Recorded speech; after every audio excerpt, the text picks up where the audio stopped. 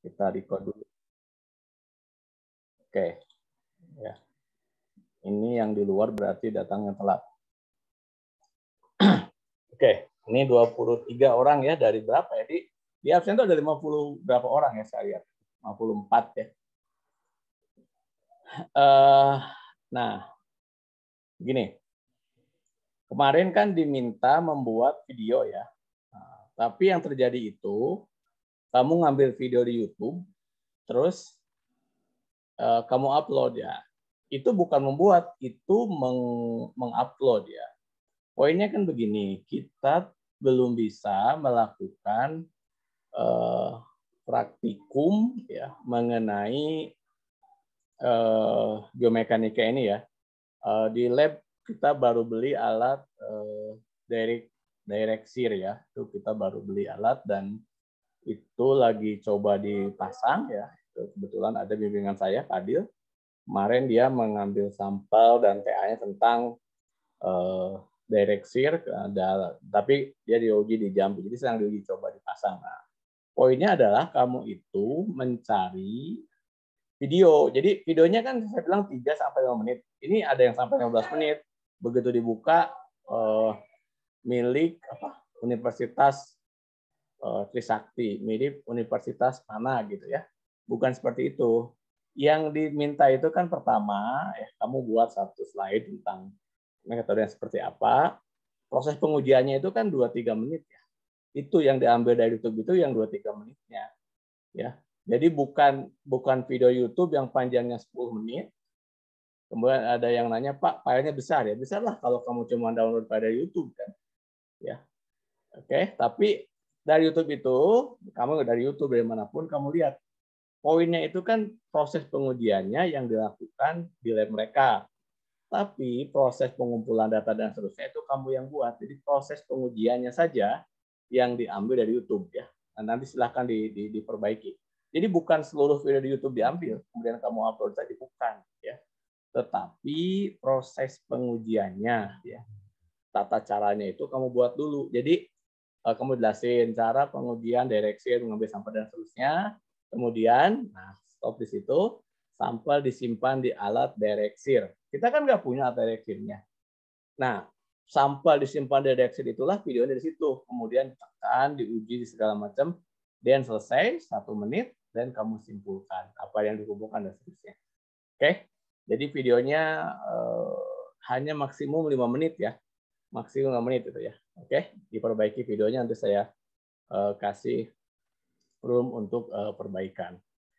Oke, nah itu. Nah kemudian dari saya nanti nggak ada ujian, tetapi membuat resume. Jadi kamu kan sudah lihat materi saya yang pertama, hari ini kita membahas, bentar saya buka dulu.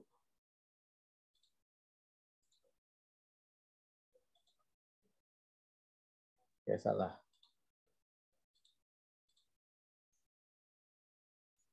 Biomekanika. Bentar, ini kadang-kadang suka begini. Oke. Nggak mau keluar semua.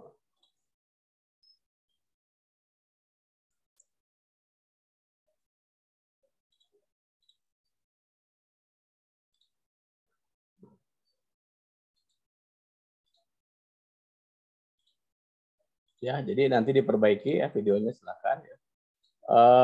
Oke.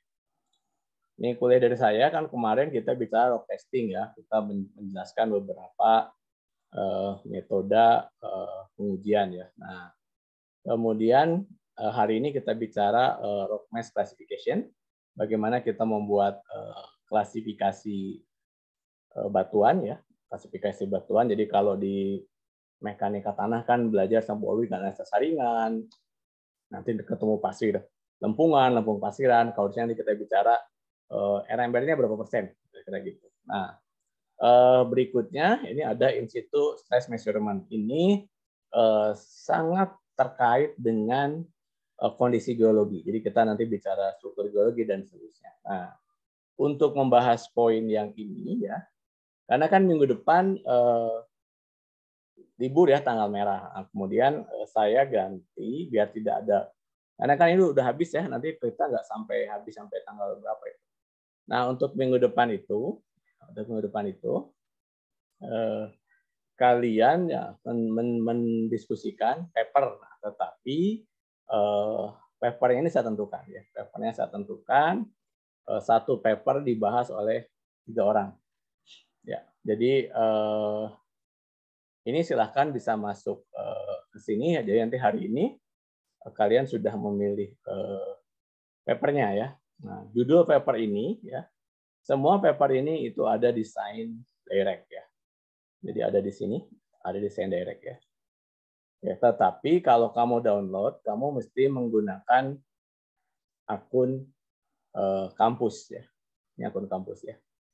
Jadi kalaupun dimanapun, misalkan nih Happy lagi di dusun misalkan, di dusun di mana ya?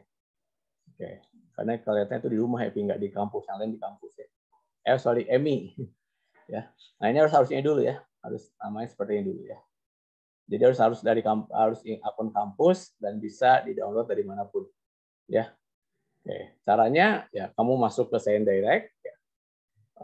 Login, oke. Nah, paper yang ada di sini semua ada di dalam Sign Direct. Jadi kalau kamu misalkan ngambil judul ini, ya kamu tinggal copy di sini ya.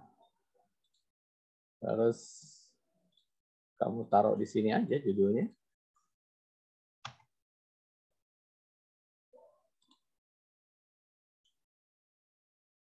Apa judulnya, salah ya? Bukan, judulnya itu Reflecting Porous Media.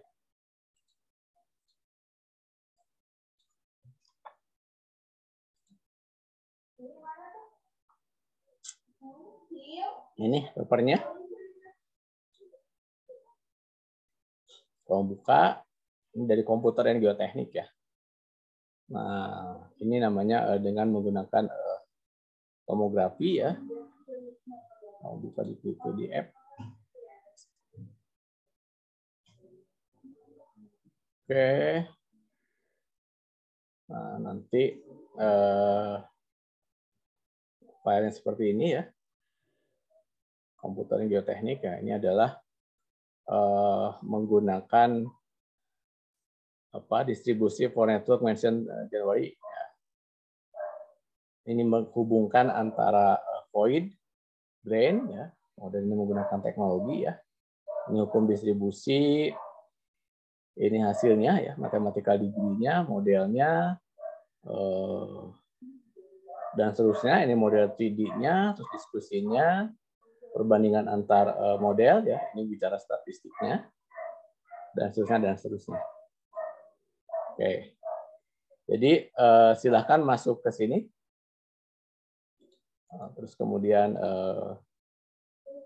kamu pilih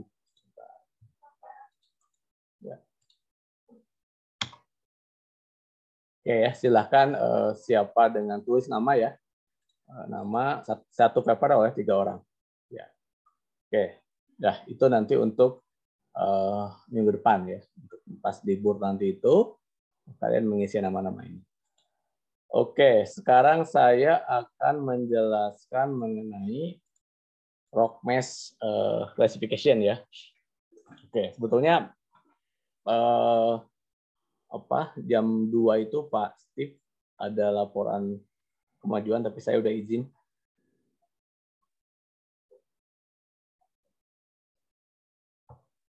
Pak Steve lagi S3, saya kok promotornya, jadi tadi ada diskusi di LUPI. Tadi pagi mulai, tapi saya izin karena harus ngajar kan. Oke. Ya, jadi nanti kalau kamu nemu ISM ini International Society of Rock Mechanics ya. Jadi asosiasi internasional tentang rock mechanics ini sudah cukup besar, dan memang nanti kalau kamu lihat banyaknya berangkat dari Afrika Selatan. Karena dulu di sana banyak tambang emas tambang intan yang begitu besar. Oke, nah penggunaan si rock mekanik ini ya, ya, oke, itu ya, untuk ya digunakan terutama kalau kamu di mineral kan bicara mineral ABCD ya, ABCD, kemudian dari situ tahu apakah dia nanti untuk tambang emas dan terusnya. Nah, kalau di rock mekanik ini biasanya banyak digunakan satu misalkan ketika untuk keperluan penambangan ya, keperluan penambangan ya. Jadi kalau di tambang terbuka, mungkin kalau batu bara ya jarang sekali di blasting ya, diledakkan. Tetapi kalau tambang emas kayak Freeport dan seterusnya, dia pasti menggunakan ledakan. Nah, ledakan itulah nanti bicara mengenai seberapa kuat batuan tersebut ya, seberapa segar, seberapa kuat ya. Hubungannya dengan apa? Dengan jumlah bahan peledak yang akan digunakan. Atau misalnya, ini contohnya yang kakak kelas Anda seperti saya sampaikan itu Hydrangla. Si bendungan tersebut dia buat bendungan 3 di Haji yang ada di dekat Lampung itu. Nah, bendungan tersebut menggunakan bendungan tipe urugan sehingga dia memerlukan material timbunannya. Material timbunannya itu diambil dari filosofi cut and fill. Jadi beberapa bagiannya di-cut, dipotong, kemudian digunakan sebagai bahan timbunan. Nah, di situ perannya adalah agar material timbunan itu tidak terlalu kasar, juga tidak terlalu kecil. Nah, bagaimana melihatnya dari rock mechanics tadi itu? Oke. Yang sekarang lagi tren di Indonesia itu kan adalah underground ya, underground tunnel underground.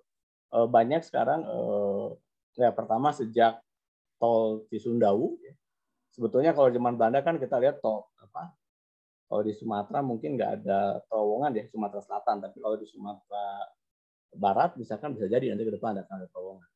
Atau terowongan atau sawah lunto ya, tambang batu bara sawah lunto itu kan menggunakan terowongan ya. Nah di situ atau yang di Jakarta sekarang kita punya MRT misalkan juga dia sangat di bawah permukaan semua ya, underground tunnel. Nah tentu saja tidak mungkin ketika membuat desain tersebut dilakukan secara trial and error prosedur ya. Lalu kemudian disusunlah prosedur mengenai terowongan. Nah dalam terowongan ini misalnya ya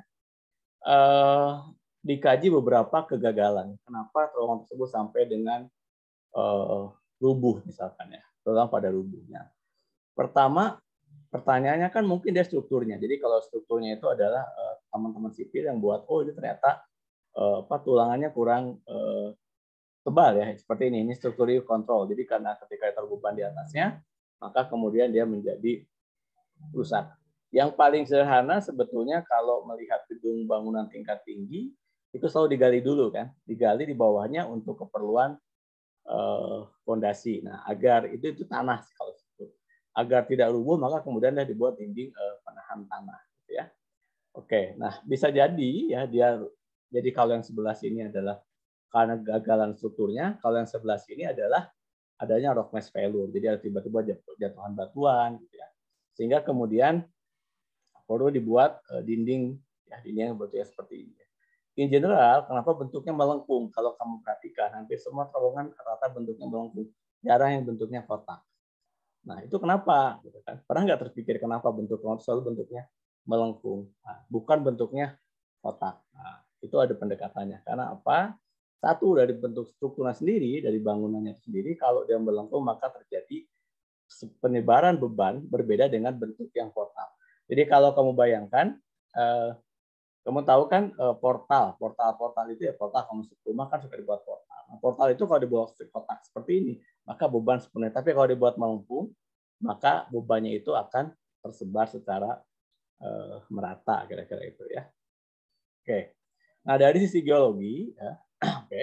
Jadi kenapa sih kita perlu melakukan klasifikasi batuan ya, rock mass classification ya. Yang pertama adalah apa sih faktor yang menyebabkan batuan tadi? Kalau di geologi kan kalian belajar mengenai kekar, belajar mengenai struktur, ya, belajar mengenai lipatan, belajar mengenai apa lagi ya? 3 poin itu ya, 3 poin ya. Pokoknya sesar, kekar, kemudian fold, 3 kan. Jadi pertama kan terbentuk kekar, atau fold dulu baru terbentuk kekar. Ini kan jadi pertanyaan. Lipatan dulu terbentuk kekar, atau kekar dulu baru ada lipatan. Nah itu nanti minggu pada saat kalian baca in stress measurement ya, itu nanti saya PPT-nya. Ini juga dari si Pak Eric Eberhard itu banyak membahas menghubungkan antara kondisi struktur geologi terhadap sifat mekanika batuan. Oke, ya. Yang kedua adalah deploy document formation into group and small behavior. Jadi kenapa kita harus membagi-bagi? Misalkan kalau kita buat terowongan, pada sepanjang sekian itu semua batuan segar, tapi di kilometer kesekian itu mulai batuan lunak. Atau pada pembuatan jalan ya. Jadi misalnya ketika, nah ini selalu ada miscommunication ya. Kalian misalkan nanti menggunakan program DEEP ataupun program wind tensor ya, ataupun program untuk kinematik, nanti saya bahas di kinematik antara slope dan wedge, karena sekarang saya lihat ada beberapa mulai saya bergabung di teknik geologi, banyak yang mau mencoba risetnya mengenai longsor ya, tetapi banyak hal yang tidak tepat ya. Pertama misalkan menjelaskan antara bedanya apa sih bedanya kerentanan dengan kerawanan. Apakah kita memerlukan data curah hujan, kemudian data curah hujan regional digunakan untuk keperluan masuk sebagai parameter AHP misalkan. Itu banyak hal yang belum tepat. Sekarang lagi berkembang kelas Anda menggunakan fuzzy logic ya. Nah, tetapi terpisah.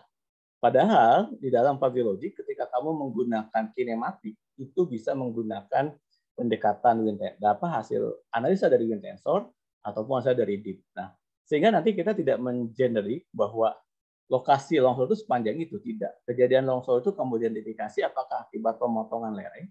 Ya, longsor itu kan terjadi kalau tidak pertama memang secara hipsometri, nanti kalau belajar di makanya nanti di kuliah geoinformatika saya udah cek di tugasnya dari Pak Rendana, kamu kan sudah pertama menghitung luasan. Nah, saya akomodir dari slope in degree ya. Slope in degree ini adalah biasanya kamu menggunakan kelas Anda misalkan di pemetaan pendahuluan menggunakan klasifikasi Widyatmanti berdasarkan persen. Itu bukan salah, tetapi kurang tepat. Karena sebetulnya yang menjawab longsor itu adalah tingkat kemiringan lerengnya, bukan dalam persentase. Kalau kita bandingkan sudut lereng 45 derajat dengan sudut lereng 30 derajat, tentu akan berbeda kondisinya. Nah, disitulah dengan menggunakan pendekatan slope and degree, ya, nah, nanti itu di geoinformatika kita bahas di kuliah saya di minggu depan. Ya.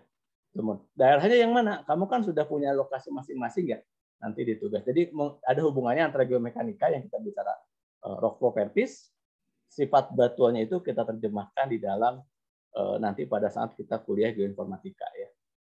Oke, nanti ketemu di mitigasi bencana, kamu tinggal implementasi saja pendekatan-pendekatan tersebut ya. Nanti masuk di hidrogeologi, kita bicara mengenai sifat batuan tadi ya, sifat batuan yang ada celah dan seterusnya tersebut ya, untuk menentukan apakah itu merupakan porositas ataupun permeabilitas. Oke, nah jadi kalau di hidrogeologi begitu kamu menemukan batuan yang porus itu sangat bagus untuk pasti ada air. Tapi kalau di geoteknik itu adalah sesuatu yang bisa jadi membahayakan kondisi slope stability Anda. Oke. Nah, kemudian provide basic understanding karakteristik rock dari kelas batuan tersebut, kemudian relate experience rock condition inside others another. Jadi tadi contohnya longsor ya, nanti kita akan dari satu lereng tersebut kita bagi apakah bentuknya wedge atau bentuknya slope. Kemudian sudah ada guidance-nya ya, RMS, rock mass rating, ada beberapa pendekatan, ada Wieniawski, ada EQD dan seterusnya. Ini digunakan untuk quantitative data guidance for engineering design. Jadi at the end memang untuk keperluan perencanaan ya. Kemudian ini yang paling susah biasanya kan kita kan kuliah engineering, saya sedang diminta mereview kurikulum kita. Engineering itu kalian harus kuliah matematika fisika. Matematikanya itu minimal 20%. Ya, jadi mata kuliah terkait engineering yang dimulai matematika itu minimal 20%. Nah, matematika 1, matematika 2, statistik, biostatistik itu terus nanti ada desain dan seterusnya itu minimal 20%. Oke. sehingga kamu bisa mendapatkan sarjana teknik misalkan ya. Oke. Nah, kita teruskan. Nah, dari beberapa di atas, maka sebetulnya ya, teman-teman Malaysia misalkan banyak mengembangkan tropical soil ya, karena kebanyakan riset-riset pedoman peruntukan ASTM, American Standard Testing Machine, itu tanahnya dari lokasi tanah 4 musim. Sementara tropikal itu, kita tahu tanah-tanah tropis itu memiliki kita hanya 2 musim ya, dan 2 musim ini sangat memberikan dampak terhadap kesuburan tanah ya. Oke. Nah, tingkat kesuburan tanah ini merupakan tanah yang lapuk, ya, residual soil, yang kemudian akan lebih rentan atau akan lebih rawan terhadap bencana longsor dibandingkan di negara-negara 4 musim.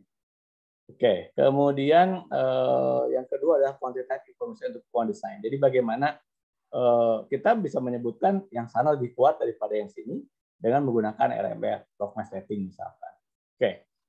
Dan yang ketiga adalah enabling better engine judgment and more effective formation and the project ya. Jadi misalnya pada saat melakukan tambang terbuka ya, tambang terbuka itu kan di-cut, kemudian bentuknya bulat seperti ini. Ketika dia berjalan itu, apakah ketika si material tersebut, si dump truck tersebut melewati areal pendambangan tadi, itu dapat menyebabkan getaran yang cukup besar, sehingga menjadikan dinding tadi menjadi semakin tidak stabil, contohnya. Oke, nah rock mass setting ya salah satunya yang banyak digunakan itu adalah melalui oleh Profesor Biniewski ya di DAP Kesehatan 173. Dia membandingkan beberapa parameter ya. Jadi menghubungkan beberapa parameter dari geometri ya, dengan kondisi mekaniknya. Nah, ini bisa dilihat di benefit 2189. Ya. Jadi parameternya ini ya, strength of intake rock. Nah, kemarin di kuliah sebelumnya itu yang saya bilang tadi, kamu kan bisa diminta menonton video, kemudian membuat video mengenai beberapa test lab ya. Salah satunya misalkan kalau dengan menggunakan point load test ya. Point load test ini kalau lebih dari 9, di sini disebut rating. Jadi kita bisa lihat ya. Ini ada rating. Ya. Jadi kalau dengan parameter pertama ya, dengan menggunakan point load test ya, dapat angkanya lebih dari 10 ya. Itu ratingnya 15 ya. 15. Nah, karena apa? Kalau dengan uniaxial compression test mungkin ada sekitar segini ya. Jadi makanya pada saat kita cukup misalkan ya, kita punya satu alat point load test, kemudian kita ingin menentukan berapa sih rock mass rating kita, ya.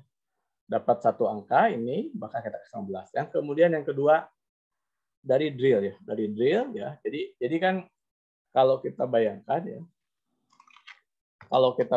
ini bentuknya seperti ini, hubungannya seperti ini. Satu di sini mudah-mudahan bisa. Oke, jadi ini data bor kita ya, lubang bor kita nih. Nah, ini kita punya beberapa sampling ya di lab itu. Untuk yang pertama ini yang RQD itu sepanjang ini ya. Ya, sepanjang tabung tadi, kemudian ada cara perhitungannya ini RQD. Nah, kalau yang ini point load test tadi, sampelnya diambil di beberapa poin. Misalkan di sini dan di sini. Bisa diuji dengan point load test atau dengan universal composite test. Ini diuji di kuliah sebelumnya ya. Dapatlah angka ini ya. Jadi kalau dapat RQD 9 sampai 100 maka nilai 20 dan seterusnya. Kemudian spacing discontinuity. Jadi ini kita melihat jarak ya. Jadi dari ada kekar misalkan ya, dari sini kan kalau RQD tadi keseluruhan, kalau yang spacing discontinuity ini kita lihat dari setiap segmennya. Jadi segmen tadi itu sebelum diuji kita lihat ya. Nanti kita kasih nilai ya, kalau jaraknya kurang dari lebih dari 2 meter ya. Tentu kalau dalam bentuk tabung ini biasanya nilai spacingnya itu ada di sini kurang lebih. Ya, karena pasti dia sudah mengalami patahan tadi. Kemudian yang ini yang condition discontinuity, kita bisa di lapangan atau dari sini. Kita ada di tingkat putih apa? Di tingkat pelapukan. Tingkat pelapukan. Semakin lapuk, maka nilainya akan semakin kecil. Semakin segar, batuannya nilainya akan semakin besar. Nah, kemudian yang kelima adalah air tanah. Jadi air tanah itu kita lihat pada saat mengambil sampel, apakah sampel kita ini terendam tanah atau tidak ya. Oke. Nah, selain itu untuk melihat discontinuity, nah disini sebetulnya peran para geologis ya. Dari apa? Dari strike dip ya. Strike dip kalau dia searah, kalau dia tidak searah ya ini ada nilai-nilainya ya. Strike dip nanti kita bahas satu-satu. Oke ya. Nilai-nilai yang di bawah ini bisa didapat dari mana? Dari excavation atau dari arah slope-nya tadi. Ada contohnya di paper ini cukup bagus ya makanya saya bilang saya tidak perlu menyiapkan lagi karena itu standar. Oke. Jadi ini contohnya nih. Contohnya kita memiliki ini contohnya ya. Oke. Kita menemukan singkapan outcrop ya yang kemudian kalau kamu baca paper ini Harrison and Hudson ya. Tengah ini itu ada fotonya. Saya tidak silahkan kamu cari foto sampel yang diambil contoh ini ya. Oke. Jadi contohnya adalah di sini ada mudstone. Mudstone itu kamu tahu batu lumpur ya yang memiliki 3 fracture set, 3 fracture set ya. Set pertama compressed bedding plane. This is highly wet, sangat lapuk, slightly rough and continue. Jadi kamu bayangkan ada 3 bagian dari sampel tadi, 1, 2, 3 gitu ya. Kemudian set lainnya ya, 2 set lainnya adalah jointing, both slightly weatheric and rough. Kemudian strength-nya tadi, strength index-nya itu ada 55 MPa. Dia bisa ini ujinya menggunakan di contoh sini dia menggunakan point load ya, menggunakan point load. Kemudian nilai RQD-nya 60%, fracture spacing-nya 0,4. Nah, berapa nilai RMR-nya? Oke. Dari gambar ini, yang pertama dapat diperoleh apa? Nilai unconfined unconfined compressive strength-nya sebesar berapa? Ini 55. Kita plot di sini, ya, kita tarik ke atas. Nah, dapatlah angka 6. Dari mana garis ini? Nah, itu kamu baca di papernya Hudson. Saya tidak akan jelaskan semuanya. Oke, ya. Rumus RMR-nya R2, R3, R4, R5 ditambahkan. 6. Ini adalah independent variable. Di angka 6 ini selalu muncul di situ. Oke, ini dari nilai compressive strength-nya. Kemudian setelah itu, apalagi yang dilihat tadi balik lagi ke atas, kalau dibaca, berarti kita dapat parameter yang pertama. R2, RQD-nya. Oke. Kita buka. Oke. Nah, ya. RQD-nya adalah tadi berapa? 60%. Ambil 60%, tarik ke atas. Dari mana gambar ini? Nah, itu ada di paper Hudson. Ya. Kemudian yang ketiga, joint spacing-nya. Joint spacing-nya berapa? 0,4. 0,4 ini karena dia sifatnya logaritmik, maka dapatlah nilai RMR-nya 10. Kamu lihat kan tadi 6, ya. Kalau balik lagi, angka yang pertama kan ini kan. Ketika dapat RQD-nya 55 MPa, maka besar MRR-nya adalah 6 kan. Nah, untuk R1 ya. R2-nya ya. Oke. R2-nya ini ya. R2-nya 60 dapat angka 12 kan, tarik sini 12. R3-nya Karena ada Jejuan spacing-nya ya 0,4, maka RMR-nya 10. Oke. Terus ini 10. R4-nya ini kan kenapa berkebalikan ya? Ini ada dibahas di Parkinson ya. Harrison and Harrison dibaca, nanti silahkan dicari papernya. Ini contoh yang sangat generik ya, jadi hampir banyak orang-orang rock mekanik. Kalau mau minum boleh. Minum sendiri tapi di sana ya. Oke. Jangan lama-lama nanti ke dapurnya, oke ya. Oke. Ya. Nah, ini tadi disebut ada 2 set sampel kan, ya. 2 set sampel. Dari mana 15?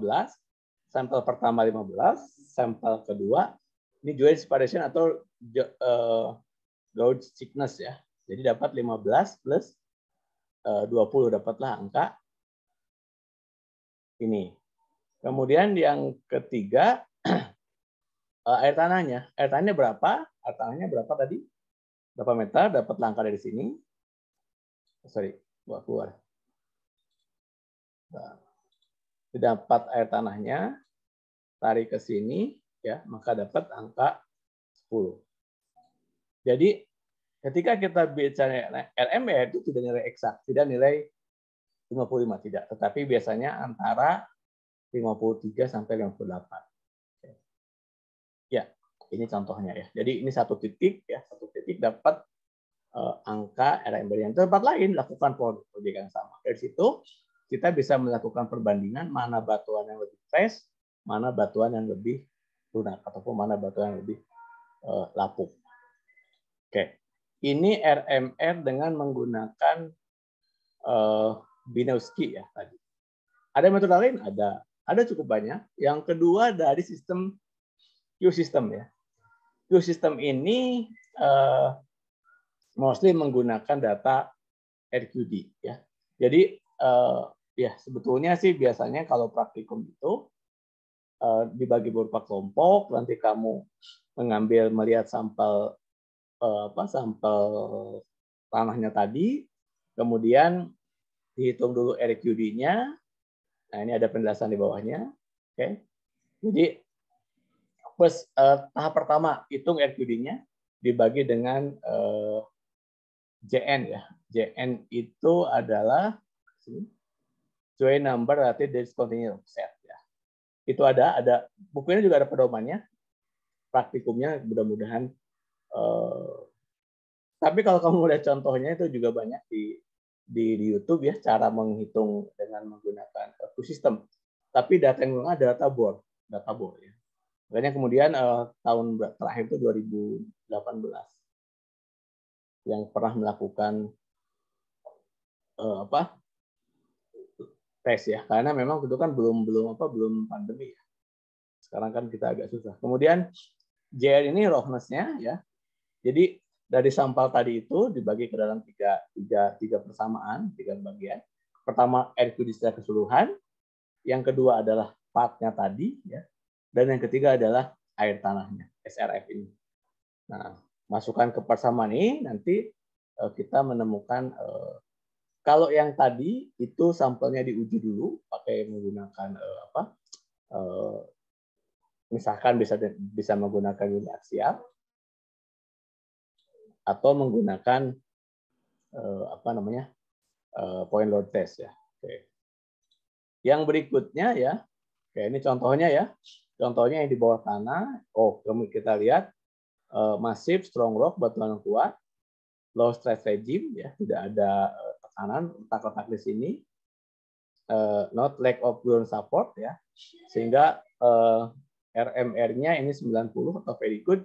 Kalau dengan RMR bisa dapat 90, kalau dengan menggunakan RQD tadi dapatnya 80, jadi extremely good. Oke. Ini dari Golder Associate ya, jadi memang tambang-tambang bawah permukaan banyak menggunakan RQD ini. Oke, ini contoh lainnya ya. Ini kita lihat nih sininya. Kamu bandingkan ya, kalau kamu bandingkan Ini massive strong rock. Ini tidak ada blocky. Blocky itu nanti di GSI, Geological Strength Index. Kalau dia ada kekar-kekar, maka dia masuk ke dalam blocky. Ini kan kelihatan nih kekar-kekarnya. Ya. Maka disebut dengan blocky rock. Kalau yang di atas kita sebut dengan massive rock. Ini nggak ada kekar sama sekali ya. Kelihatan nggak? Oke. Ya. Nggak ada kekar sama sekali. Beda dengan yang ini. Ya, low step regime, kita tidak menemukan kekar-kekar yang detail. Kemudian minimal but systematic ground support. Ya. Kita bisa lihat nih ada beberapa. Jadi kalau dihitung MR-nya ini 70. Dengan RMR, kemudian kalau dengan metode Q dapat 15. Keduanya menggunakan wood rock atau batuan segar. Oke. Nah, contoh yang ketiga nih, contoh ngelihatnya. Ini banyak foliasi kan, banyak foliasi, motrak. Nah, makanya kemudian ketika dihitung RMR-nya, tadi kan menggunakan adanya jarak antar kekar dan seterusnya, ini poor to fire rock. Jadi batuan ini cenderung rawan untuk mengalami kelongsoran ya. Oke. Nah, yang berikutnya ya, kenapa ini adalah massive strong rock, extreme high stress regime. Kita lihat ya, blok-bloknya masih kelihatan. Kemudian dashboard pylor, complete posture drip, extreme high support. Jadi kemudian harus menggunakan jaring ya, untuk jaring. RMR-nya 80, good to very good rock. Key-nya, nah bedanya di sini. Ya, di 80 di sini 50 karena apa dia menggunakan data board. Oke, ini adalah contoh yang ketiga ya. Ini blok rock, banyak blok-bloknya. RMR 40, kemudian nilai Q-nya 0,8. Oke. Nah, dari situ kemudian group span. Jadi sebetulnya berapa mungkin sih panjang group span itu kalau kita gambarkan di sini. Ya. Ini group span.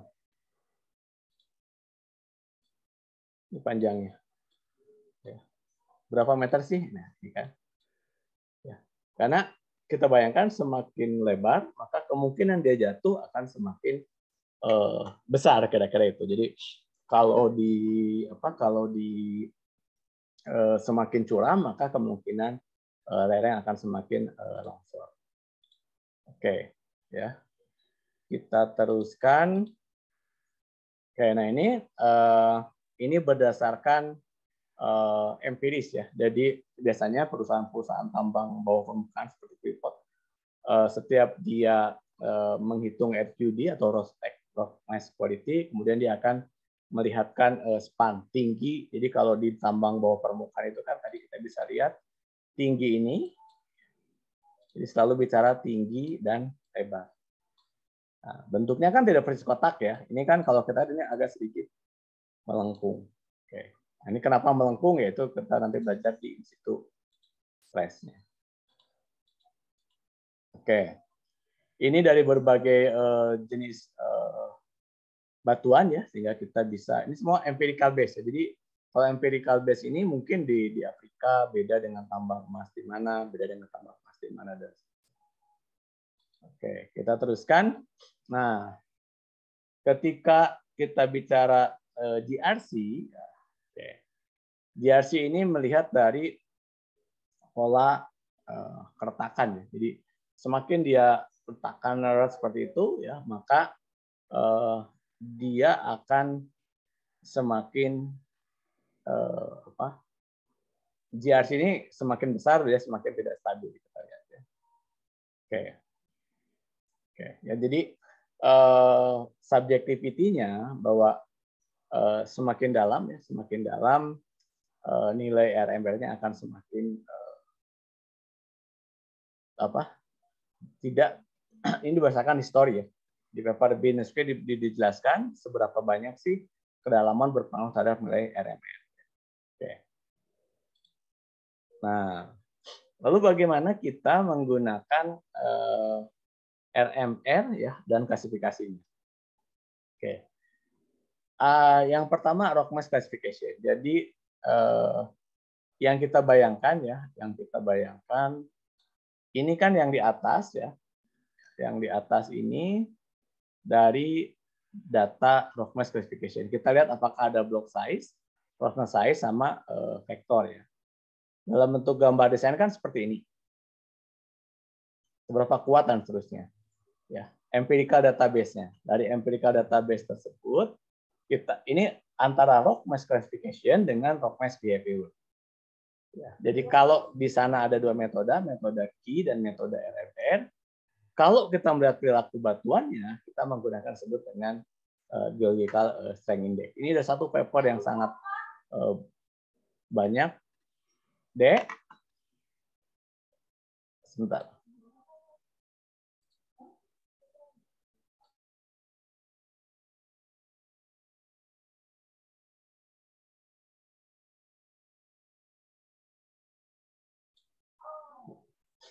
Sebentar, maaf, ada order tukang sampah belum mulai sampah.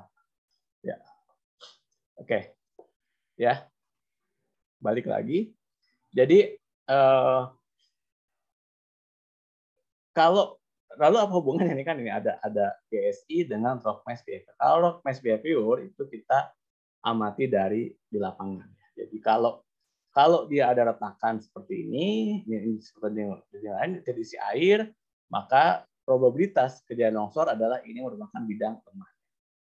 Di lapangan, kalau yang tadi dijelaskan itu kita dapat dari data-data. Jadi kalau di sini dipasang bor yang di sini mendapatkan energi tersebut, ya dapatlah grafik yang ini. Tapi kalau di lapangan kita bisa melihat dari friction, dari kohesi. Nah ini dari uji lab. Ini yang disebut dengan internal of angel friction surface dalam. Oke. Kita teruskan. Oke. Nah, bagaimana kita melakukan analisa batuan di lapangan misalkan ya. Oke. Nah, di dalam makanya saya akan membahas antara wedge dengan slope ya. Wedge itu ya. Jadi kita lihat nanti bagaimana kondisi. Jadi kalau kalian melihat suatu lereng, kita lihat dulu ya. Apakah rock ya. Ya. Ingat ya, sekarang kita bicara mengenai rock mass failure ya. Jadi ini bisa terjadi akibat adanya pemotongan lereng. Lereng aslinya kan bentuknya seperti ini misalkan. Terus kemudian dilakukan pemotongan, maka kemungkinan pertama dia jatuh secara satu blok yang besar. Makanya kan kamu kalau menggunakan klasifikasi longsor ada berbagai metode. Nah, sebetulnya dibagi dua dulu, apakah dia sliding ya atau dia jatuhnya dengan seperti ini. Apa yang bisa lihat kalau di sini berarti ada dua massa batuan berbeda. Kalau yang ini massa batuan yang sama yang mengalami longsoran ya. Kalau yang ini gunakan discontinuities shear strength. Kalau yang ini menggunakan rock mass shear strength pendekatannya. Di paper yang nanti akan bahas itu ada beberapa yang bisa. Oke. Yang berikutnya adalah morkolom ya. Nah, ini saya tidak akan bahas karena biasanya Bu Awi sudah membahas ini. Oke. Ini problemnya di morkolom ya. Untuk soil sama karena yang diambil itu kan sampelnya ya. Kemudian diuji ya. Nah, saya akan bahas satu parameter yang nah ini GSI ya, Geological Strength Index. Ada papernya ada saja GSI Geological Strength Index ya. Poinnya ada dua ya. Poin dua utama yang terkait dengan ilmu kita geologi struktur. Yang pertama adalah joint, yang kedua adalah faulting atau kekar ya. Jadi kalau ya ini kalau makin ke sini makin faulting, kalau ke bawah juga makin faulting ya. Anda cari aja GSI Geological Strength Index pasti nanti akan menemukan penjelasan mengenai itu. Saya stop dulu. Saya akan lihat apakah kalian sudah bersepakat dengan kelompoknya ya. Oke. Kita lihat dengan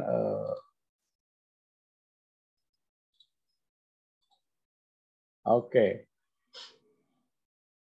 Nah, ini memang hari ini yang datang yang kuliah itu ada 29 ya. 1, 2, 3, 4, 5, 6, 7, 8, 9, 10, 11. 11.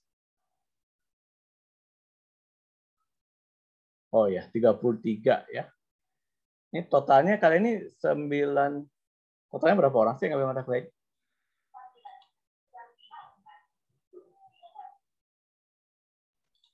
Sekitar 50-an Pak yang ngambil. 24 kan? 50. Saya caranya begini, saya lihat dari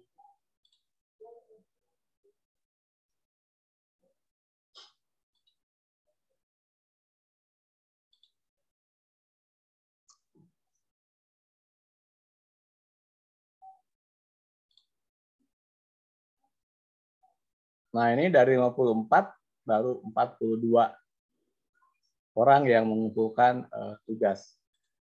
Nah, saya buka aja. Yang belum, ini yang belum yang belakang-belakang.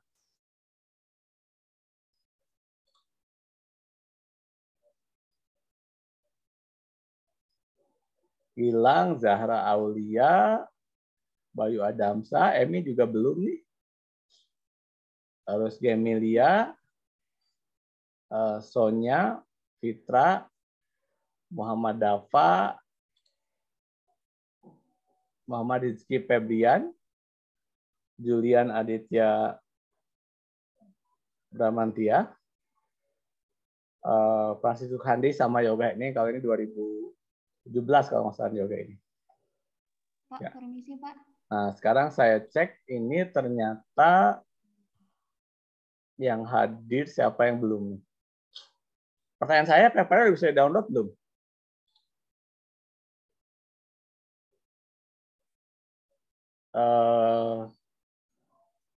Kevin, udah bisa, siapa namanya Partai Banteng pula di sini? Ya. Kenapa Gemelia? Pak, maaf. Yang resen itu Gemelia sama Emi. Pak, maaf sebelumnya untuk tugas minggu kemarin itu sudah saya submit di komen Pak linknya. Kenapa? Saya submit di komen untuk tugas minggu kemarin yang video. Submitnya di komen. Iya Pak.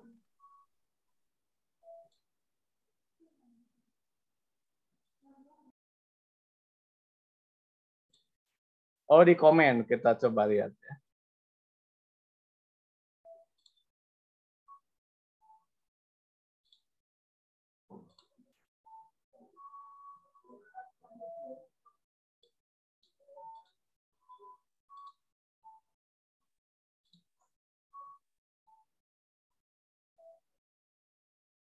Oh ini ya.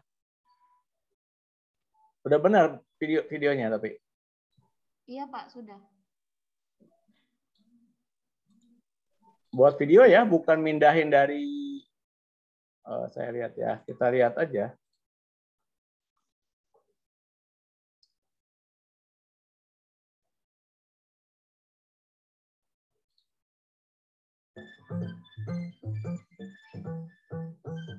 Oh.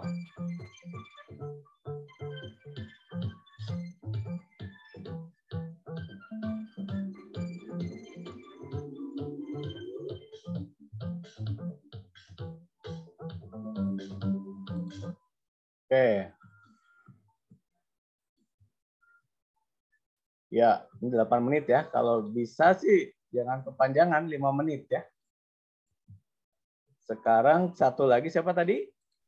Emi Pak. Emi juga submitnya di komen untuk link videonya. Soalnya kebesaran kalau di-upload langsung di e-learning. Ini kita tutup.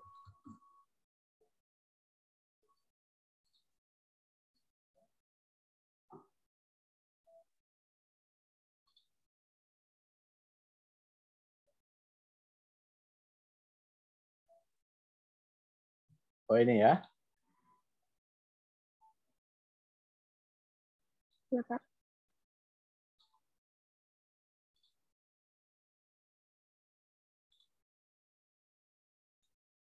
Ya itu seperti itu kurang lebih. Cuman ada yang hanya totali mindahin. Nah ini gimana penjelasannya? Itu yang penjelasan awalnya saya buat sendiri, Pak. Oh Kemudian, ya. ini bareng.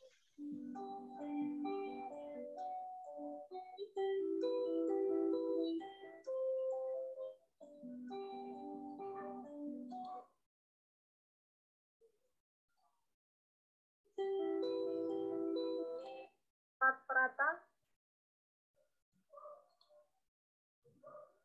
Cara pengujian. Mula-mula ukur diameter tinggi sel konsolidasi. Setelah pembacaan menunjukkan angka yang tetap atau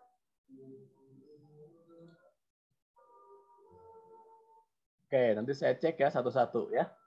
Saya baru ngecari random, ada yang masih bunyi. Sorry. Ada yang hanya memindahkan saja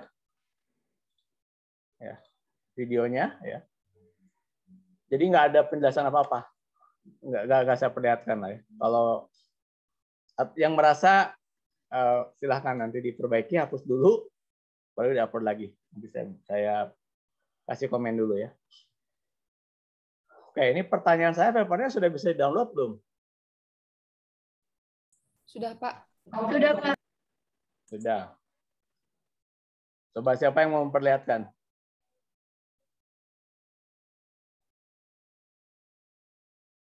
Siapa? Paper nomor Geology and Geomechanic Hydraulic Fracturing. Geology and Geomechanic. Paper nomor 6 yang di baris ke-6. Siapa?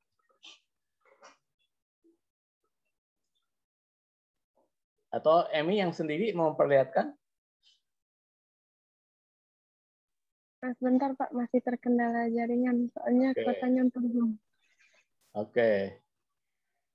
Siapa yang bisa menampilkan?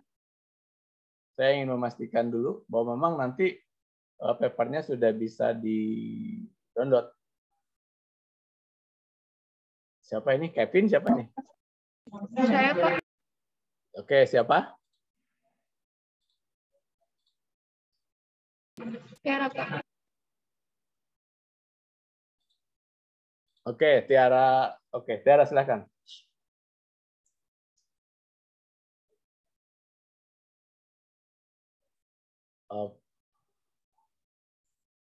Oke, heterogeneity, variety aquifer, model gonotroplo. Oke. Berarti kan nanti ini yang terhubung dengan kuliah di hidrogeologi ya. Karena itu ada hidrostratigrafi ya. Terus ini kan sistem aquifer ya. Oke, hidrostratigrafi analisis. Oke ya. Lalu apa yang dibuatnya nanti didiskusikan itu yang dicari adalah yang terkait dengan geomekanikanya, mekanika batuannya yang dilihat. Mekanika batuan dari paper ini mana yang dibahas ya? Coba itu yang dibahas. Jadi yang dibahas itu tidak semua dibahas, cukup part mana dari paper ini yang terkait dengan geomekanika ya. Oke ya. Oke, ini Tiara ya. Oke, siapa lagi yang mau? Ini Tiara siapa aja timnya? Yang di tangan timnya Tiara? Tasya sama Reina, Pak. Tasya sama Reina. Oke, ini kalian di Indralaya ya, itu Tiara ya? Iya, Pak. Oke, ya. Lagi. Oke. Grup lain? Ya, Tiara silahkan tutup ya. 1. Ini kan ada 17 grup ya. Yang lain siapa? Saya, Pak. Saya, Pak. Oke. Tunjuk tangan di sini susah kalau bilang siapa. Kalau tunjuk tangan keluar sini raise hand. Oh, Zahra. Oke. Zahra Belinda ya. Iya, Pak. Yang tunjuk tangan Nova sama Rose.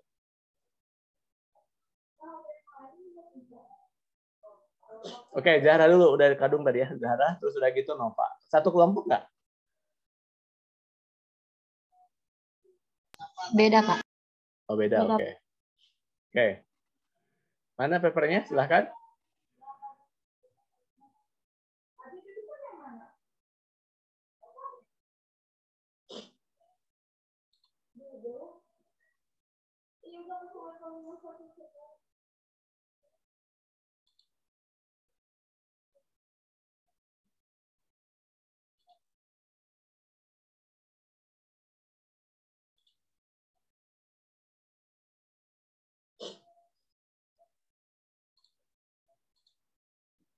Ini Zahra, Belinda.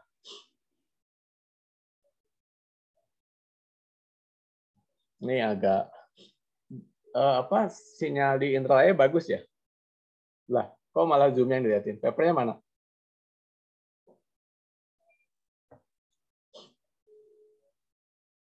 Oke, ya, biologika and hydrographic review semi region conflict water availability. Oke. Ini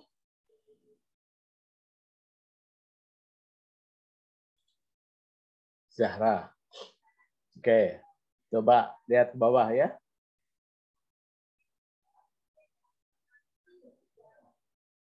Geologi, hidrografi. Oke. Nah, di sini yang bicara geomekanikanya bagian mana kira-kira? Nah, kan bicara sifat batuan nih. Nah, ini bawah permukaan. Ini terus. Nah, ini struktur ya. Bawah. Nah, peta struktur geologi terus. Bahan air tanahnya kan. Oke. Oke, ini grupnya Zahra, Belinda. Grupnya Nova? Nova Rantika ya. Iya, Pak.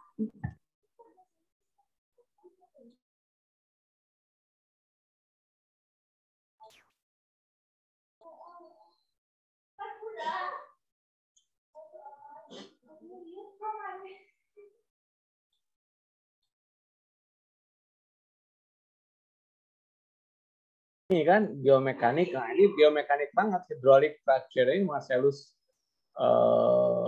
cell gas play in their potential application cooling cell gas development. Coba. Jadi kebayang kan banyak sekali jurnal yang harusnya kalian itu download untuk tugas akhirnya nggak begitu masalah kan. Oke. Oke, terus ke bawah.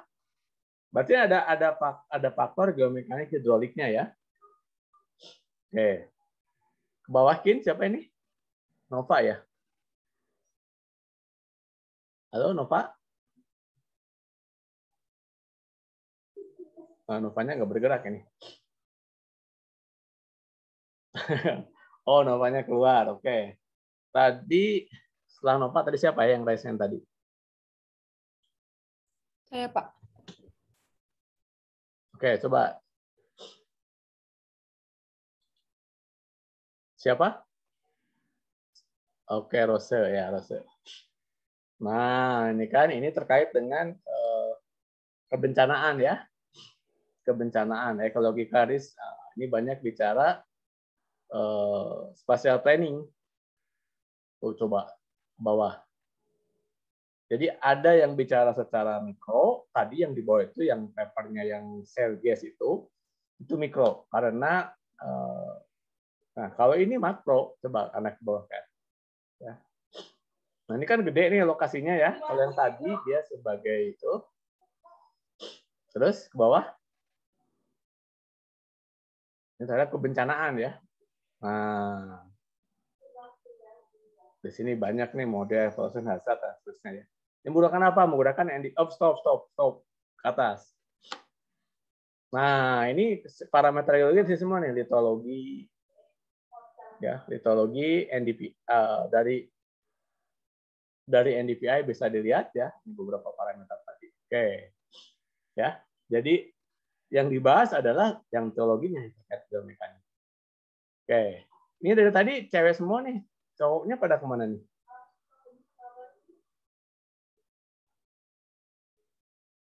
Sekarang tadi 3-4 orang. 4 orang grup cowok ya, atau digabung? Tadi kayaknya cewek semua ya, rombongannya Nov. Tadi siapa ya sebelumnya ya? Tiara, Tasya, satu lagi cewek. Hah? Zahra, Pak. Tiara, Tasya, Zahra. Ya kan? Nova, siapa tuh anggotanya? Cewek semua kan? Nah, sekarang yang cowok mana yang Kami cowok? campur, Pak. Oh, Farhan. Oke. Farhan sama siapa kelompoknya? Kalau kami Farhan, Denny, sama Silvio. Oke. Papernya apa judulnya?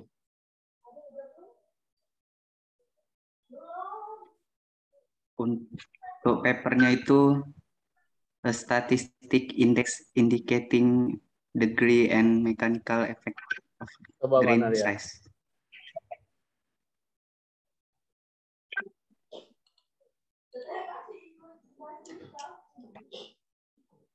Mana papernya, Farhan?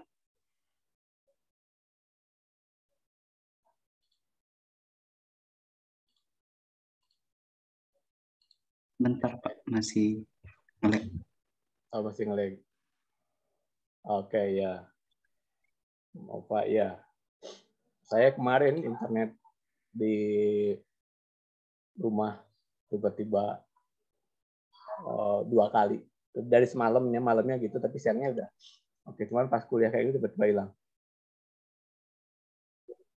Oke, tapi Nova tadi. Terus ini saya cek ya. Oh, Denny, Farhan, Silvi. Kalau yang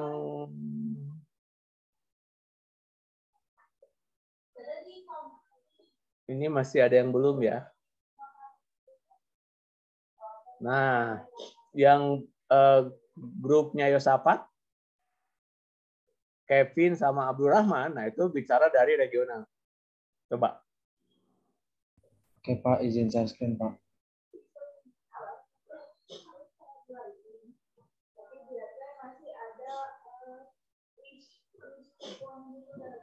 Nah, kristal regional kebayang kan? Coba. Ini tektonik nih bicaranya ya. Ini secara lebih makro. Nah, kamu baca, kamu cari, coba ke bawah. Apa poin utama yang terkait dengan sifat mekanika batuannya? Nah, dari mana? Jadi plato ini kan sifatnya besar sekali nih. Tectonic background, GNSS velocity. Nah, ini kan sedimen upper mantle. Nah, ini agak berbeda dengan yang tadi. Nah, tapi ujungnya selalu ada gambar stop ke atas dikit. Nah, kan ini nih gambar ini, ya. Ini selalu menggunakan ada pendekatan statistik.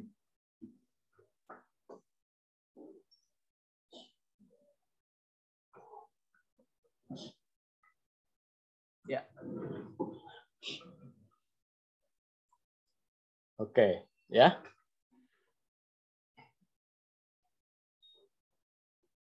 Oke. Terus siapa lagi berikutnya?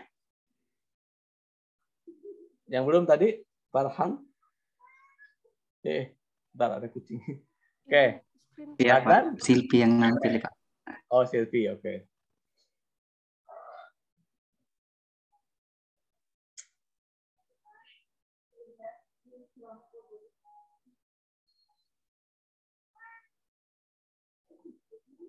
Ini ada si kudut. Oke. Degree mechanical effect grain size ya. Kemarin ada yang hidrometer ya. Hygrometer siapa yang tuh? Nah, ini dari ukuran butir ini. indeks statistik ya yang menunjukkan ya tingkat dan efek mekanik ya. Oke. Oke, coba ke bawah. Pakai apa datanya? Jadi kalau bicara paper itu pertama dia selalu bicara data, kedua metode, ketiga analisa. Selalu 3 poin itu. Ya. Nah, ini Greensight Index-nya kan. Jadi besar butir. Oke, ini diusulkan oleh Peng et al. Jadi nanti kalau kamu dapat material di analisa, ini kan kuantitatif indeks mineral Greensight heterogeneity ya. Misalkan Bu Wiwi menemukan risetnya dia bahwa ukuran mineral di Sumatera itu besar-besar dibandingkan dengan di Jawa ya, karena Bu Wiwi kan pernah riset di Jawa. Nah, nanti kita bisa lebih bandingkan lagi apakah ya dari besar butir misalkan. Kalian nanti coba bahas ya untuk kedai-kedai yang seperti itu. Oke, siapa yang belum? Udah semua? Kelompok Eni belum, Pak. Kelompok siapa? Kelompok Eni sama Kurnia. Oh, oke, Emi sama Kurnia. Oke, Emi apa yang mana? Sebentar.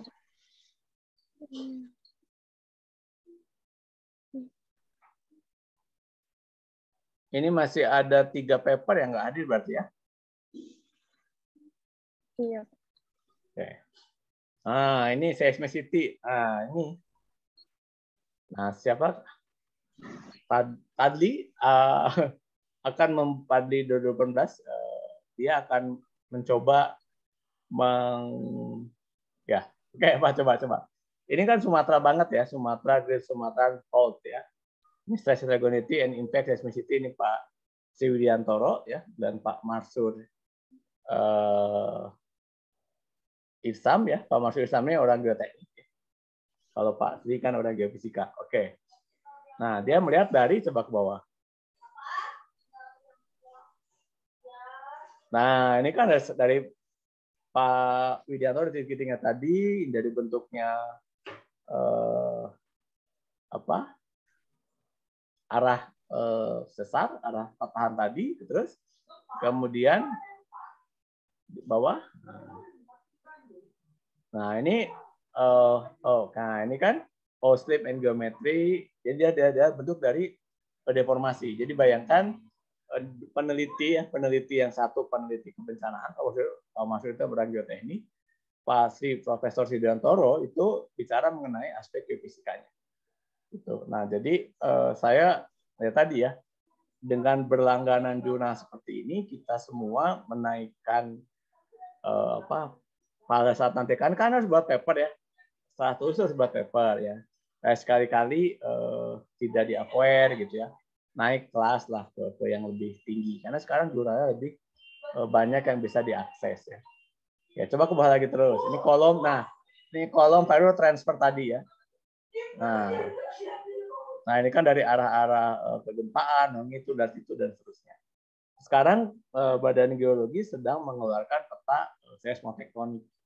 Nah harapannya kan dari pemetaan yang kalian lakukan, ya itu bisa melakukan analisa lebih dalam lagi, ya sehingga kita masing-masing nanti punya gambaran mengenai seismotektonik di Sumatera Selatan. Coba ke bawah ini menggunakan kolom stres, ya. Kolom stres tuh. Nah, cuman dia dalam bentuk yang lebih besar, secara lebih makro ya.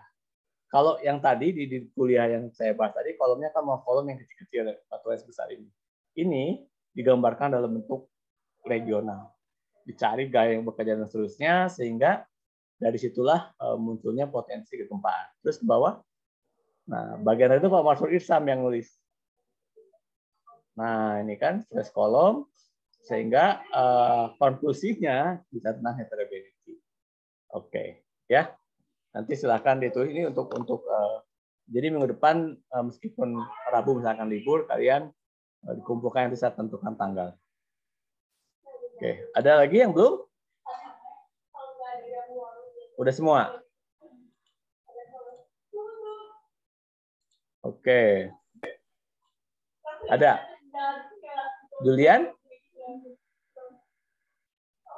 Ya Pak, ada Pak.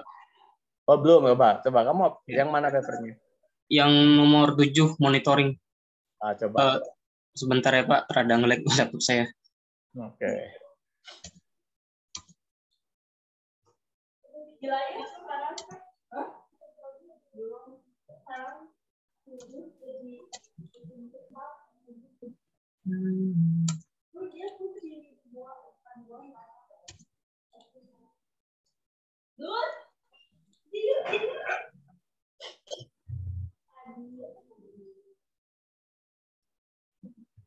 Dan kamu kan bisa download paper-paper lain kan, ya? Karena kamu masuk dengan email Unsi. Dan itu saya sudah sampaikan, itu bagian dari SPP yang dibayarkan, ya. Jadi sayang kamu udah bayar, terus kamu nggak diambil. Jadi kamu seperti datang ke warung, beli es krim, tapi nggak diambil.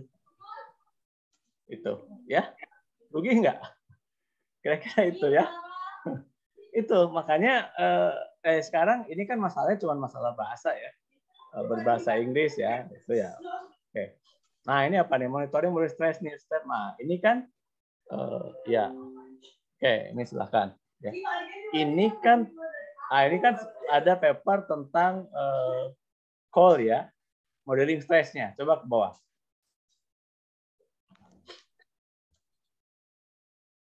Halo Ju, oh, ini ya problem di ininya koneksi. Udah geser belum Pak? Belum. Saya belum. Yang lain nggak tahu. Bentar Pak.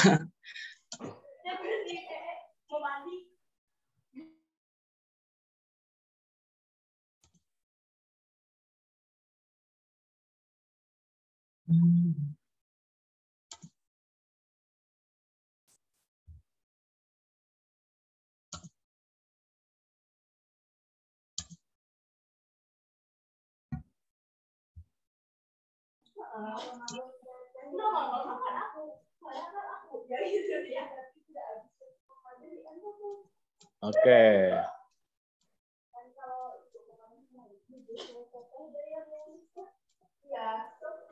Nah, ini kan monitoring plan, berarti dia, nah, ketika kita bicara monitoring, maka yang lihat itu adalah deformasinya.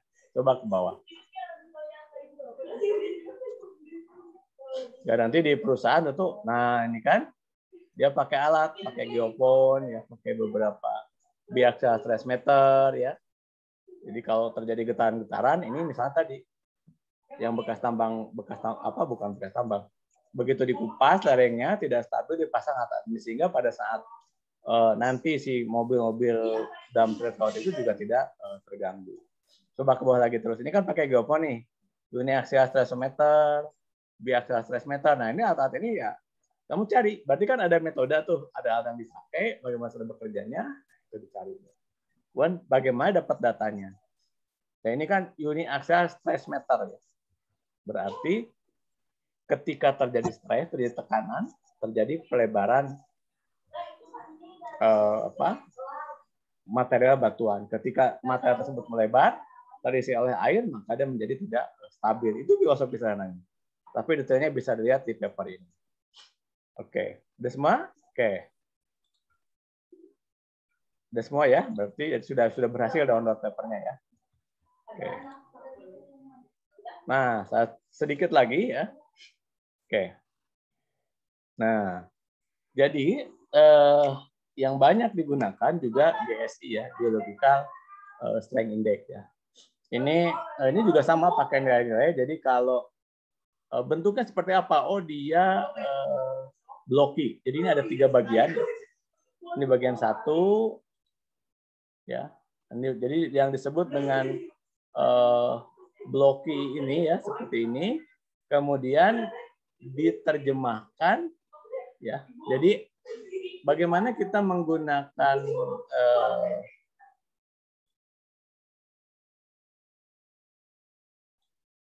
ya. Ini kan intake masif, blocky, periblocky, ini ada nilai-nilainya. Oke. Ya, ini ada papernya di Hook et al. Ya, kalau memang nanti kalian nggak dapat akan saya simpan. Ini caranya ini dari Pertama batuan segar, oh nggak ada intake. Yang kedua ada blok-bloknya seperti tadi. Yang ketiga banyak-banyak pepetahan, jadi banyak sekali kekarnya. Yang kita bayangkan kalau disintegrated ini, dia pasti dekat bidang struktur. Misalkan ada drag fault. Kalau biasanya kita bisa drag fault saja, bentuk lipatannya. Kalau di sini kita lihat blok-bloknya. Ini ada cara ngitungnya ya. Ini ada di paper Hook et al, Hook Brown et al. Oke. Nah, si Hook Brown ini banyak bicara dihubungkan dengan litologi. Nah, ini kita kan sudah belajar batuan beku, batuan metamorf, dan batuan sedimen. Ya. Jadi yang tadi itu, yang ini dihubungkan dengan grafik ini. Jadi kalau dia batuan plutonik, ya, blue-nya light atau dark, maka teksturnya itu in general seperti ini. Ya. Dan ini ada nilai-nilainya, ya, teksturnya tadi. Ya, evaporate nih kalau kapur bisa lihat ya, ini sangat halus, sangat lunak batuannya. Oke. Nah, kemudian dimasukkanlah ke persamaan ini. Sigma 1 dan seterusnya. Untuk GSI lebih dari 0,5, lebih dari 25, dan ini untuk GSI kurang dari 2,5. Ada di paper Hook and Brown tadi itu. Oke. Nah, yang kedua adalah disturbance faktornya ya.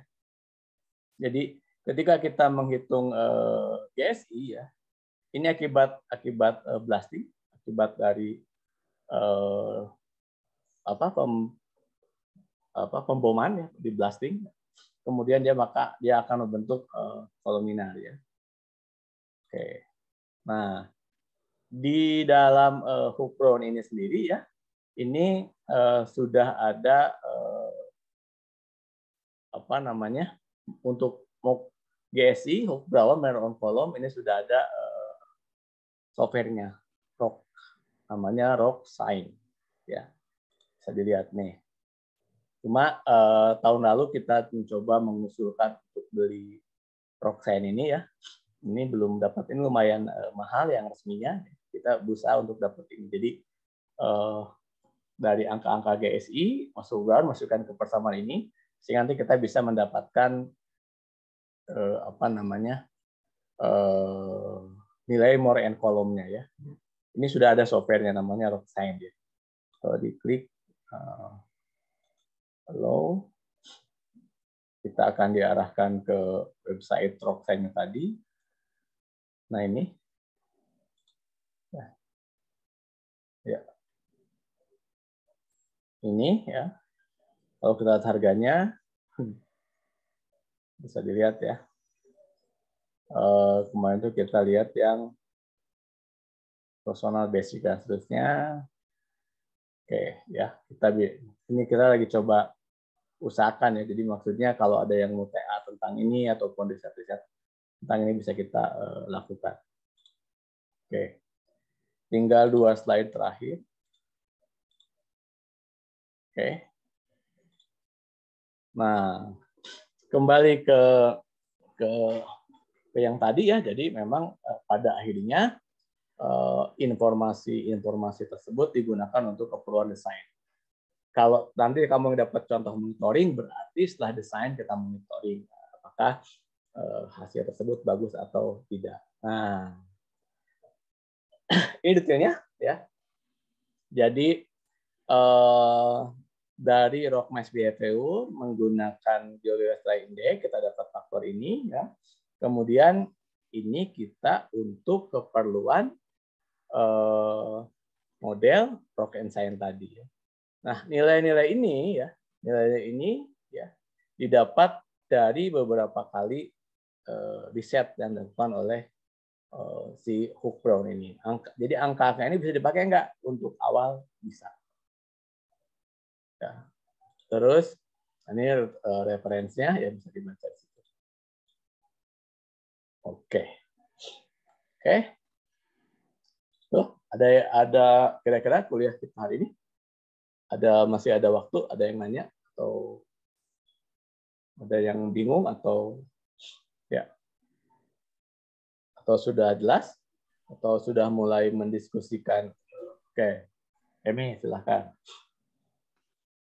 Jadi Pak, saya ingin bertanya, tadi kan sempat disinggung mengenai metode fuzzy logic di materi kali ini. Nah, tapi itu kayaknya agak terlalu singkat dan saya tadi masih belum mengerti apa hubungan dari metode fuzzy logic sama materi kita kali ini. Terus metode fuzzy logic itu metode yang seperti apa ya Pak? Oke, nah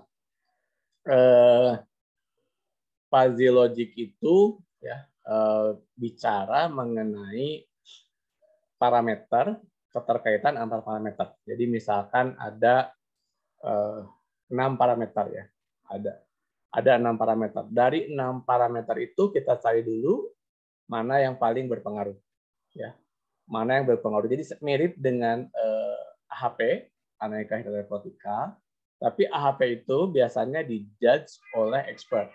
Jadi apakah kemiringan lereng lebih berpengaruh dibandingkan dengan jenis batuan, ya?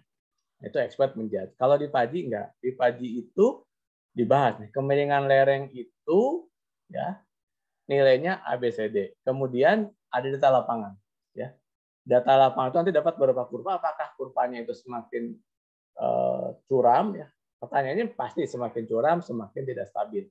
Tapi yang jadi pertanyaan sebetulnya seberapa besar kecuraman lereng dapat menyebabkan longsor. Nah, berarti kan kita punya beberapa jenis lereng, kemudian kita punya data lapangan. Data lapangannya itu lereng yang kemiringan berapa yang mengalami kelongsoran. Jadi makanya kita misalkan menggunakan nanti di GIS, Research di Geoinformatika, ya, dibuat slope and degree. Di slope and degree kan akan keluar beberapa kelas lereng, ya. Nah, dari kelas lereng tersebut, ya, ada yang mengalami longsoran, ya. Jadi misalkan ya, mungkin kalau ini saya perlihatkan yang sedang saya kerjakan untuk riset. Saya belum pakai Pazi ya, tapi filosofinya akan seperti itu. Saya menggunakan metode yang lain ya, tidak menggunakan Pazi. Jadi kita buka slope and degree.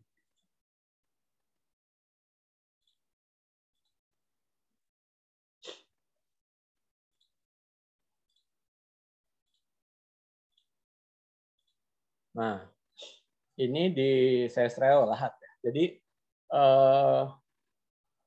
yang berwarna merah itu ya, yang berwarna merah-merah ini ya, ini kan berarti lerengnya itu lebih ya bukan lebih.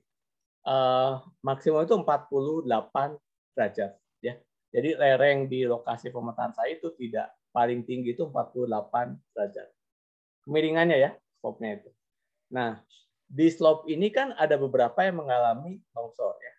Misal pengamatan lapangan dilakukan ini tahun 2017 ya. Melakukan pengamatan. Ternyata tidak di semua yang berwarna merah yang mengalami longsor. Ada juga yang berwarna kuning, ya kan? Nah, pertanyaannya kan kenapa tidak di semua yang berwarna merah tidak mengalami longsoran? Ya. Logikanya kalau secara teori awal hipotesisnya adalah makanya H0-nya lereng semakin curam semakin berpotensi longsor. Itu pasti. Ya. Tetapi ternyata di bawah itu pun mengalami kelongsoran. Berarti ada 2 kondisi ya. Ada yang curam, ada yang curam, ada yang stiff dan moderat. Stiff dan moderat. Sangat curam dan curam, sangat curam dan curam. Dari 2 kondisi mengalami kelongsoran. Berarti kalau kita hanya menyimpulkan satu saja, lereng yang mengontrol, nggak bisa dapat kesimpulan. Oke. Tapi dari Pazi kita dapat nanti persamaan, dapat garis. Oke, bentuknya itu seperti ini. 1 untuk 1 parameter. Kita ambil parameter kedua, jenis batuan. Ya. Jenis batuannya apa? Ya. Buat lagi peta nih. Di situ longsor yang pada batuan tersebut adalah pada batuan yang lunak. Kan ada lagi petanya tuh, ya. Oke, berarti pada batuan lunak mengalami kelongsoran. Kan titik longsornya sama di situ. Oke. Berarti dapat kesimpulan ya, curam dan batuan lunak. Kan itu. 2 parameter. Nah, fuzzy itu digunakan untuk itu. Jadi menentukan mana yang berpengaruh terhadap longsor. Ketika kita menghitung itu, kita bisa memprediksi lokasi mana yang akan kejadian longsor. Itu fuzzy. Nah, kinematiknya itu yang kemarin misalkan oleh Pak Akbar itu tidak dibahas. Harusnya itu idealnya ya nanti, tapi ya nggak apa-apa, ada pertama kali yang menggunakan fuzzy. Nextnya, kalau kalian nanti di set fuzzy saja, berarti kan belum berkembang maksud saya. Jadi kan ada kecenderungan kalau riset itu ya HP semua ya, semua HP di sana, HP longsor, HP bukan seperti itu.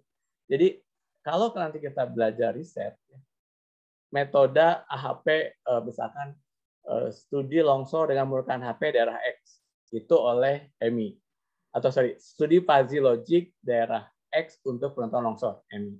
Kemudian Julian studi fuzzy longsor untuk daerah Y. Itu nggak ada keterbaruan. Ya. Itu hanya memindahkan lokasi. Yang ditambahkan, EMI, misalkan studi fuzzy longsor daerah X. Dan Julian studi fuzzy dengan menggunakan kinematika. Nah, itu baru Julian melanjutkan melanjutkan apa yang pernah EMI lakukan, karena di EMI menemukan tadi weakness dari fuzzy-nya EMI itu keluar. Saya itu baru tahu poin-poinnya tanpa melihat gaya-gaya yang bekerja di dalamnya. Julian menambahkan ternyata kan in general fuzzy itu riset-riset tentang longsor itu jarang yang menghubungkan dengan kondisi kekar, kondisi longsor. Pertanyaannya fault itu kan garis set ya. Apakah hanya sepanjang garis itu tidak ada pengaruh sekitarnya? Jadi kalau kita dapat ya misalnya di sini ada garis seperti ini, kemudian kita ingin memfazikan ini ya si pengaruh patahan ini bukan bentuk garis tetapi bentuk kinematik. Apakah dari longsor tadi, dari ini tadi kan nanti kamu melakukan pengukuran. Yang intensif kekarnya itu di mana? Dapatlah titik-titik yang intensif kekar di sini, yang kekarnya intensif di sini, yang kekarnya intensif di sini. Maka dari situ updatingnya adalah daerah-daerah yang banyak kekar tersebut potensi longsornya akan jauh lebih besar. Jadi bukan garis patahannya, tetapi yang dibutuhkan kinematiknya. Kinematik itu adalah akibat dari patahan tersebut. Patahan itu kan sesar ini kan garis imajiner kan, ya. Impact-nya apa? Di sepanjang garis tersebut batuannya secara teori akan lebih hancur kan, yang diukur dari GSI-nya tadi. Jadi nanti menambahkan GSI dalam informasi fuzzy-nya itu bisa digunakan. Gitu, ya. Jadi kira-kira seperti itu. Kalau mau lihat kemarin itu saya uji ya, saya mudah-mudahan masih ada di sini. Saya buka dulu. Jadi ini contoh fuzzy-nya. Sebentar. Sidang kemarin. Siapa namanya ini teh? Pak Yogi ya.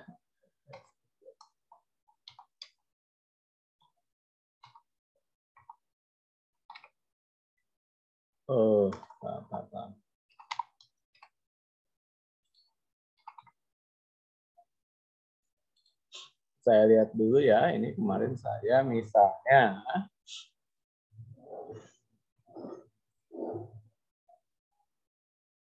Akbar, ini tahun berapa ya, seminar pemetaan sidang sarjana. Oke.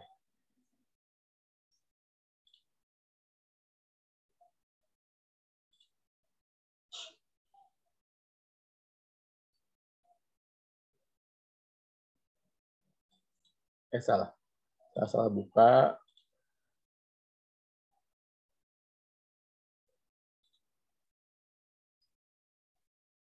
Saya download ya, saya buka di sini aja.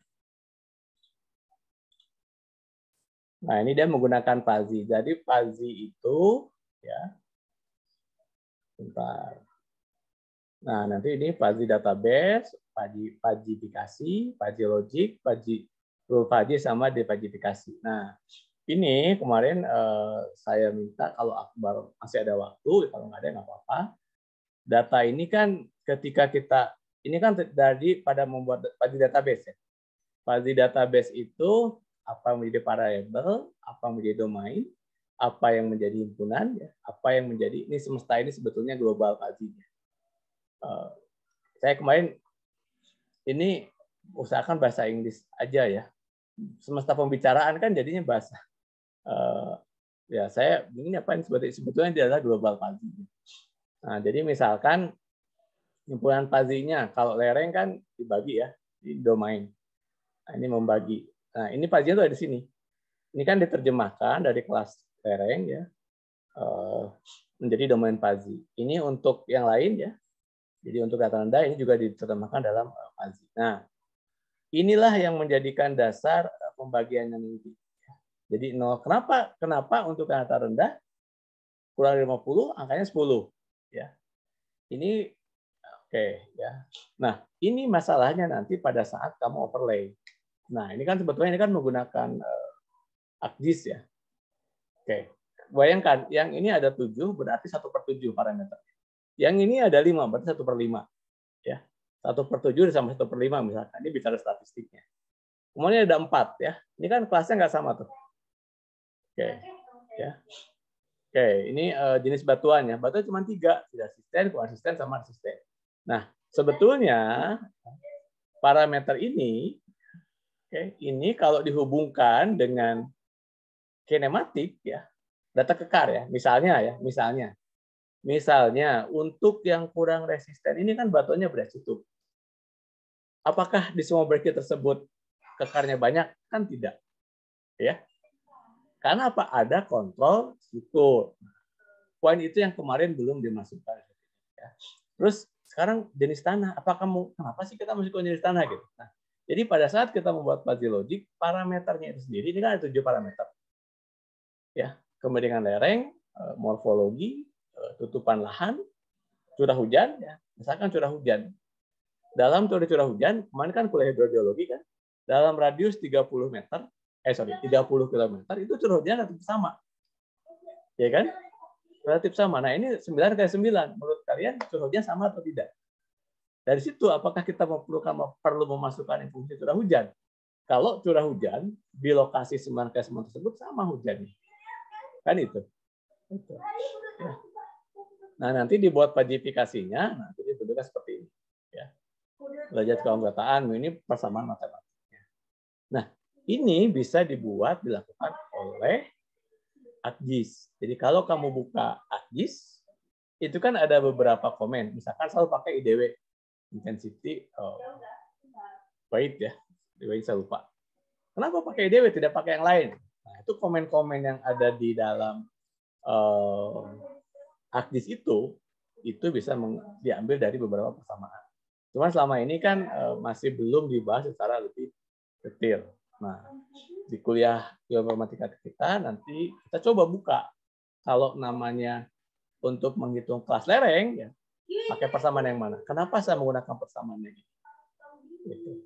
Ya, itu ya. Jadi fuzzy itu ya ini seperti ini. Dan ini kan menggunakan ArcGIS nih. Ya. Parameter jenis batuan. Ini apa? Hubungannya linear. Ya. Ini ada di ArcGIS ya. Ini menggunakan overlay-nya dengan fuzzy membership, fuzzy overlay, local region, dan seterusnya. Oke, ya. Nah, tantangannya adalah pada saat menentukan parameter ini. Gitu. Oke.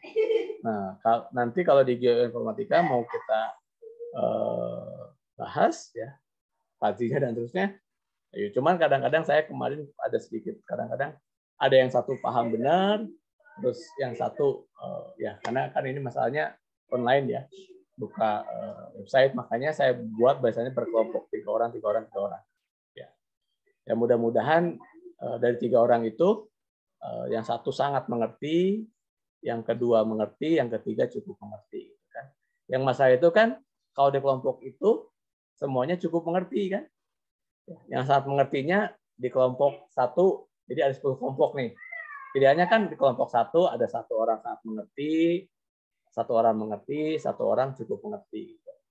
Nah, terus di kelompok lain, ya, ada yang tiga-tiganya sangat mengerti. Di kelompok yang lain, tiga-tiganya cukup mengerti, malah tidak mengerti. Nah, ini yang jadi masalah. Jadi begitu saya jelaskan yang ini udah sini, oh belum Pak, saya yang klik yang mana ya, kayak gitu. Makanya kemudian 2017 tuh Ania dan Tiara menyusun itu. Ada beberapa modul yang kita coba buatkan ya, dan kita coba nanti exercise untuk kuliah di geoinformatika. Saya kasih modulnya, misalkan ya, terus kamu coba buka peta yang kemarin ditugaskan oleh Pak Rendana, misalkan untuk slot NDB, apakah kamu bisa mengikuti itu atau tidak? Kemarin satu orang satu kan di geoinformatika ya. Jadi Fuzzy itu ya, Fuzzy itu tools yang digunakan untuk mengkuantifikasi dan membandingkan antar parameter. Nanti dapat di ujung itu kesimpulannya parameter ini paling berpengaruh untuk daerah X ya. Nanti untuk daerah lain mungkin bukan deh, ya, dari finding tadi itu. Oke, gitu. Kebayang, Emi? Kebayang. Ya. Ya. Jadi sekarang sekali-sekali bermain-main di Akdis ya. Jadi kalau sedikit cerita, dulu 2013 buat penampang menggunakan CorelDRAW. Saya bilang CorelDRAW itu alat gambar. Harusnya ketika kamu buat penampang geologi, tingginya itu diambil dari Akdis. Kamu buat garis, kamu keluar penampangnya, kan? Bukan dibuat manual. Nah dari situ baru kemudian kita buat. Apakah bawah permukaannya bisa menggunakan Akdis? Bisa. Sekarang sudah mulai bisa.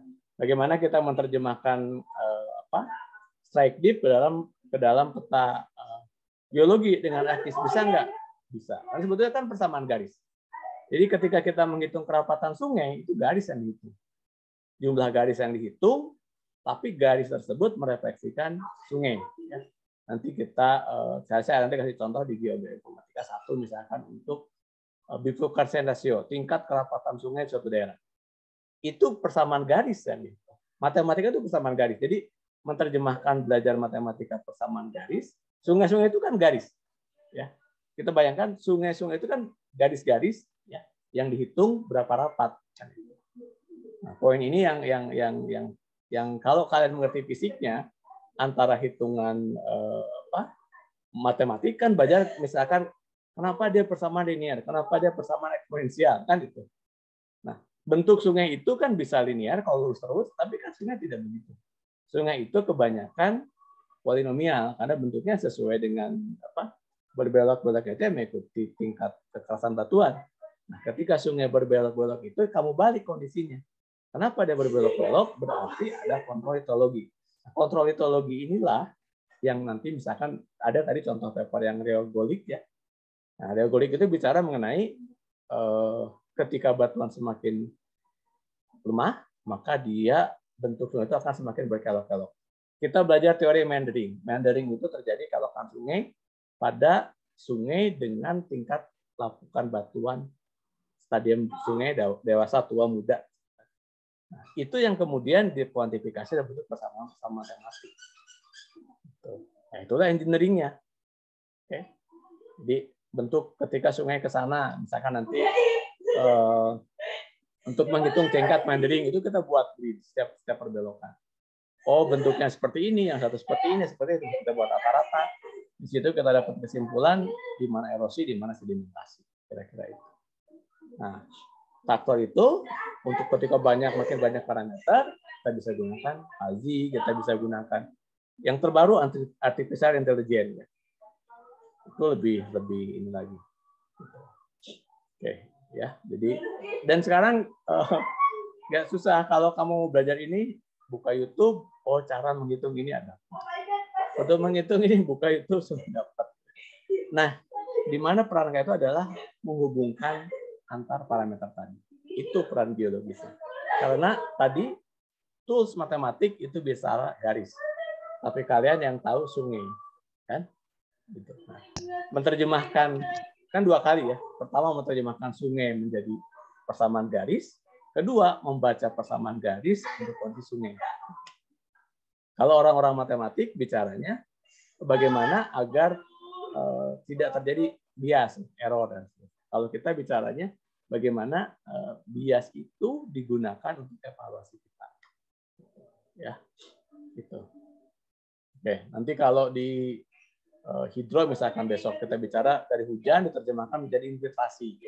Seperti apa sih ngitungnya kan kira-kira. Oke, kira-kira gitu ya. Ada lagi? Masih ada 2 menit? Oke, Julian. Oke.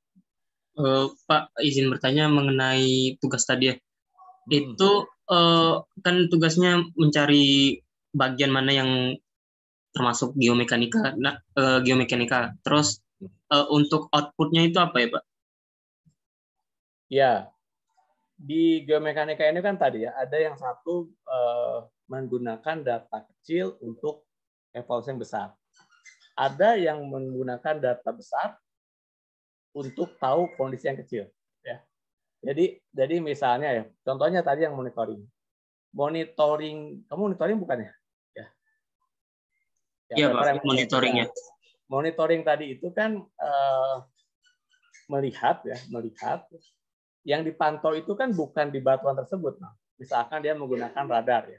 Ada banyak. Kalau tadi di situ menggunakan stress meter ya. Ini akan stress meter. Artinya apa? Yang diukur itu kan ketika batuan tersebut terkena air ya. Itu kan batu bara ya, batu bara. Kan sifatnya dia berbeda dengan batuan fresh ya, batuan fresh. Nah, stress meter itu nanti kalau mau baca berguna untuk melihat perubahan volume. Ya kan volume. Jadi batuan sebesar ini ketika terisi air dia akan menjadi membesar. Nah, pertanyaan kan seberapa membesar? Yang pertama. Yang kedua, apa yang menyebabkan terjadinya melebar tadi itu? Ya, itu adalah perilaku batuannya kan, mekanika batuannya. Oke, nah di dalam itu adalah mekanika batuannya. Nanti kamu lihat ya, mekanika batuannya adalah batuan yang tadinya dia udah bukan nanti bandingkan lagi, oh yang satu lapuk, yang satu segar. Ketika dia lapuk ya, maka otomatis begitu ada hujan air akan menjadi masuk menjadi stress meter. Tapi kalau dia batuan segar, nah beda kan, kira-kira itu ya, kira itu ya salah satunya. Oke, kebayang Ju? Ya, kebayang Pak. Terima kasih Pak. Ya. Jadi kalau saya lihatkan lagi yang tadi mana ya?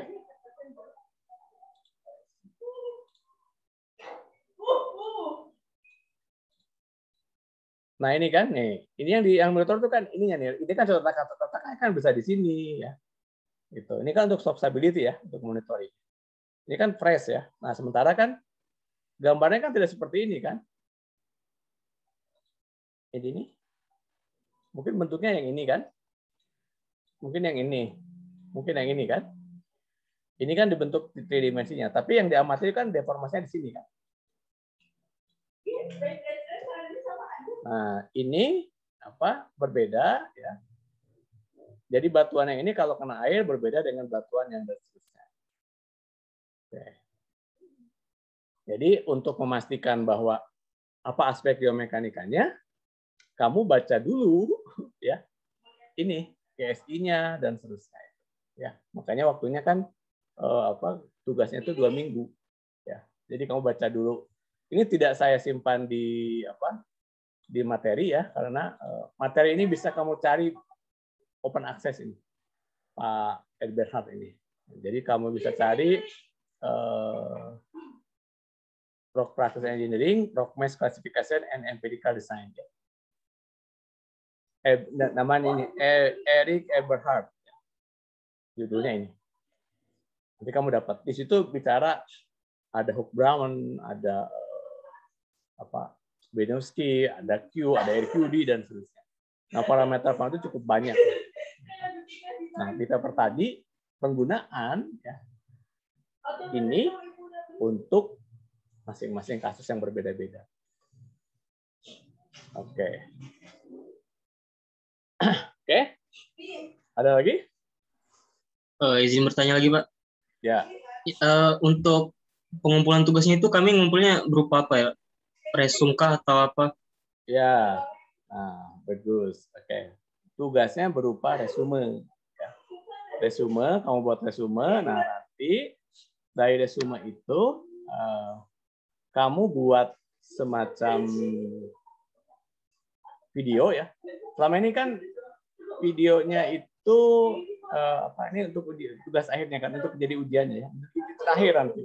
Bentuknya itu kan kamu nih selalu buat video itu ada gambar dan seterusnya. Sekarang kita coba agak sedikit generasi kalian milenial ya. Jadi tidak PP, karena biasanya buat PPT ya, bla bla bla, enggak. Sekarang buat dalam bentuk naratif ya, dalam bentuk naratif, kemudian ada gambar-gambar yang menjelaskan. Jadi misalnya monitoring ABCD ya, Bapak ini menjelaskan tentang ABCD dimulai dengan anak-anak. Nah, itu bukan PPT klik pindah gambar enggak. Ya. Tapi bentuknya itu semenarik mungkin ya. Jadi sekarang saya kalau buat riset itu tidak bicara kota tapi dalam bentuk naratif yang menjelaskannya itu secara lebih enak lah ya. Nanti kalau kalian bisa nyari contoh-contoh dulu ya. Itu akhirnya itu video ya. Video tentang paper tadi itu. Video tentang paper yang kalian baca yang terkait dengan aspek geomekanika. Bentuknya seperti apa kalian coba cari dulu ya. Nanti next-nya. Tapi poin pertama adalah kalian buat resume dulu. Apa yang kalian baca dari paper tersebut, apa aspek geomekanika. Oke. Kita akan bahas sedikit demi sedikit kan hari ini kita bicara mengenai rock mass classification-nya ya. Terus minggu depan kan kalian mengerjakan itu adalah bagian dari in situ. Kemudian minggu depannya kita bicara kinematik analisis ya, wedge ataupun slope, wedge dan slope analisis. Jadi bentuknya itu pertama naratif itu dibuat dalam bentuk video yang menjelaskan tentang paper tersebut ya. Oke, karena begini, kalau kalian minta PPT itu kejadiannya copy paste, potong gambar taruh kan begitu kan ya. Itu tidak menceritakan mengenai esensi dari paper tersebut, sebatas copy paste. Tapi kalau kalian buat resume tadi dibuat dalam video yang 5 menit ya, misalkan tadi lah kan saya minta videonya itu tidak lebih dari 5 menit. Ini Emi tadi 8 menit ya, kepanjangan, jadi kebanyakan ceritanya gitu ya. Nah sebetulnya kan kamu bisa buat si proses yang tadi itu ya, itu tanpa suara ya. Tapi kamu kan portosinya ke siapa? Oke, Emi contohnya Emi tadi ya, panjang kan, 8 menit. Buat 5 menit coba. Kan itu yang itu ada perulangan kan, diginiin. Dibuat 5 menit, maksimal 5 menit. Jadi tolong yang lebih dari perbaiki videonya untuk 5 menit, maksimum 5 menit ya. Jadi tidak usah cerita semuanya, karena itu kan ada di Sequort. Jadi kalau orang mau lihat, itu di Cortex YouTube-nya itu bisa dilihat. Yang kita jelaskan di sini adalah main poinnya, main finding-nya. Bahwa poin utama dari uji konsolidasi adalah A. Poin utama dari uji triaksel adalah apa? Ya. Yang diukur kan bukan cuma, yang diukur itu kan begitu dikasih tekanan, dapat nilai suhu geser dalamnya kan itu juga sama. Paper itu akan sangat panjang, tetapi ya, intinya itu adalah apa? Ketika kita bicara monitoring, contoh yang dilihat tadi, parameter yang dikumpulkan itu apa, kan? Cara yang digunakan itu apa? Alat yang digunakan itu apa? Metodenya itu apa? Hasilnya itu apa? Jadi, in general, riset itu selalu menjawab ada 7 tahapan. Ya, nanti saya di akhir sebelum kalian membuat videonya tadi ya, itu saya jelaskan. Persamaan itu harus ketemu ya. Harus disusun dulu, baru bisa buat video yang bagus sehingga kita buat riset yang lebih concise. Gitu. Oke, jadi tahap pertama sekarang Julian ya, cari yang saya sampaikan tadi, terus kemudian dari situ diskusikan dengan kelompoknya poin mana yang terkait dengan papernya. Ya. Apakah ada GSI-nya, apakah ada dan seterusnya. Oh, poin sekarang nih belum ketemu misalnya, berarti ada di kuliah berikutnya. Nanti ada in situ measurement test ya. Gitu. Oh, yang untuk tadi yang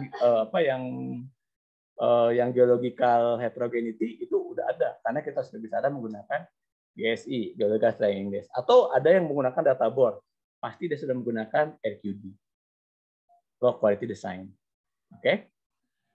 Ya, itu ya. Jadi sekarang download yang ini, kamu sudah baca paper, diskusikan dengan kelompoknya keterkaitan antara paper dengan materi diskusi kita hari ini, kuliah kita hari ini. Itu dulu. Ya. Jadi outputnya apa? Ujian dari saya adalah video, ya, video tentang paper yang dibahas oleh kalian.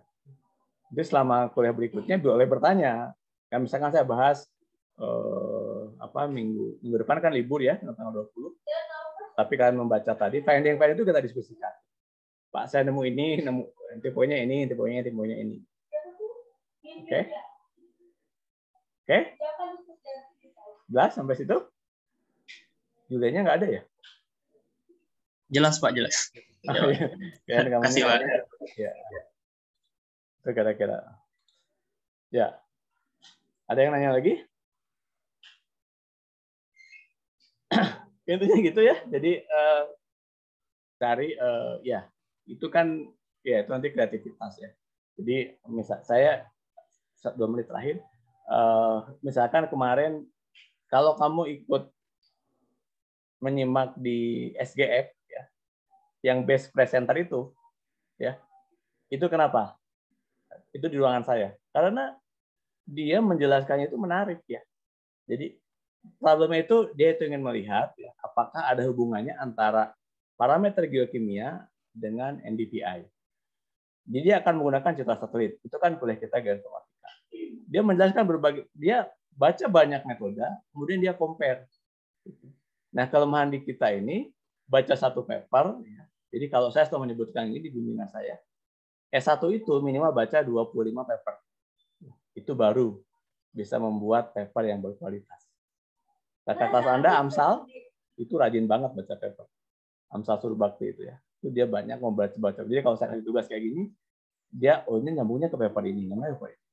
Nah, itu bisa. Yang masalah itu, kamu itu baca satu paper itu bolak-balik aja ya. Terus ujung-ujungnya, ya itu. Kayak seperti saya bilang tadi, kunci sudah langganan Science Direct. Ya. Jadi dari mana? Dari SPP kalian. Kunci sudah menyediakan es krim yang dibeli oleh kalian. Terus es krim itu adalah paper yang ada Science Direct. Sekarang nggak pernah gunakan, merasa rugi atau tidak kan gitu. Itu kira-kira. Makanya saya selalu mendorong penggunaan paper tadi ya yang ada Science Direct. Nanti kalau susah berbahasa Indonesia, berbahasa Inggris, kamu cari paper bahasa Indonesia. Syaratnya apa? Ada di Sinta. Sekarang kita punya standarisasi. Paper yang ada di Sinta 1, 2, 3, 4, 5 itu yang dibutuhkan. Kalau paper tersebut nggak ada di Sinta itu, maka kita tidak bisa gunakan. Bukan apa-apa, karena sekarang ini kan banyak predator, ya, predator jurnal dan sebagainya. Nah ini kita coba bangun mumpung kalian masih semester 5 membiasakan membaca. Gitu. Memang seperti saya sampaikan ada filosofi kan, banyak baca, banyak lupa. Sedikit baca, sedikit lupa kan. Tidak pernah baca, saya jamin tidak ada yang lupa. Ya, karena apanya yang mau lupa, baca juga tidak. Kira-kira itu. Kalian mau pilih yang mana gitu kan kira-kira itu ya. Nah, poin itu yang kita sekarang coba ya banyak baca, ya banyak lupa wajar karena banyak yang dibaca. Nah, nanti kita hubungkan bagaimana dari situlah ilmu berkembang. Jadi saya kebetulan 2 tahun jadi visiting profesor. Waktu saya visiting profesor kita tidak pernah bicara data yang salah, tapi kita cari metode yang paling tepat. Karena bisa jadi kesalahan dalam riset satu alatnya, yang kedua kitanya kadang-kadang tidak mau buru-buru ya. Nah, kalau Jepang itu sangat fix dengan konsistensi. Dia ukur, kalau saya pernah kejadian anak S1 saya waktu itu mau konferensi ke Cina, terus saya bilang ini kasih load sekian, ya. Itu saya 5 hari, itu tiap hari dia ukur tiap 2 jam. Waktu itu kita belum punya data logger. Ya, tiap 2 jam dia ukur. Padahal itu data itu udah nggak berubah-berubah. Nah, harusnya kan kalau mungkin orang Indonesia langsung diganti tuh si bebannya itu. Tapi dia tidak. Sebelum saya pulang dia nggak mengganti. Jadi grafik itu data. Nah kalau kita ini pada data itu kita ketemu, begitu kita tambah beban sedikit ketemu. Oh ternyata value-nya ada di situ. Nah kalau di kita ini tambah sejam, aduh nggak berubah. Jam berikutnya nggak berubah. Jam berikutnya nggak berubah. Padahal soil itu punya sifat kompaksi. Nah itu yang bicara subsidence. Itu kita lihat tentang subsidence. Dia melihat dengan tabahnya selama seminggu mengukur setiap 2 jam akibat load di atas. Begitu kita tambah beban sekian, kita lakukan lagi seminggu, baru ketahuan. Dan itu masuk di International Journal. Nah, jadi konsistensi, endurance kalian ketika membaca paper memang jadi tantangan tersendiri. Oke, ya. Jadi silakan karena minggu depan kita tidak ini paper yang sudah diambil download, paper yang tadi saya tidak taruh di